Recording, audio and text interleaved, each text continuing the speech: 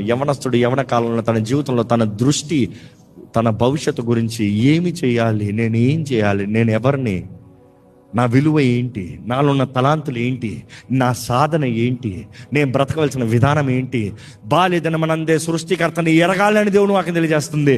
కానీ ఈరోజు ఎంతోమంది నశించిపోయిన పరిస్థితుల్లో పాపానికి బానిసలుగా ఉన్నారు. ఈరోజు ఎంతమంది క్రైస్తవులు అండి క్రీస్తుని ఎరిగానని చెప్తూ ఇంకా పాపపు జీవితంలో అశ్లీలమైన దృశ్యాలు చూసుకుంటూ మైండ్ని అంతా కరప్ట్ చేసుకుని సమాధానం లేని జీవితంలో ఈరోజు ఎంతమంది అంటారు, ఒక స్త్రీని సరిగా చూడలేకపోతున్నాను. ఎందుకు? అశ్లీలమైన దృశ్యాలు చూసి చూసి చూసి ఆ మైండ్ ఇస్ పొల్యూటెడ్, కరప్టెడ్, ఎవరిని సరిగా చూడలేకపోతున్నాం. కానీ ఈరోజు దేవుడు తెలియజేస్తున్నాడు, జాగ్రత్త, ప్రతిదానికి లెక్క అడుగుతున్నా. ప్రతిదానికి దేవుని వాక్యం తెలియజేస్తుంది స్పష్టంగా, ప్రతిదానికి లెక్కప్ప చెప్పాలి. అది మంచివైనను చెడ్డవైనను లెక్కప్ప చెప్పాలి.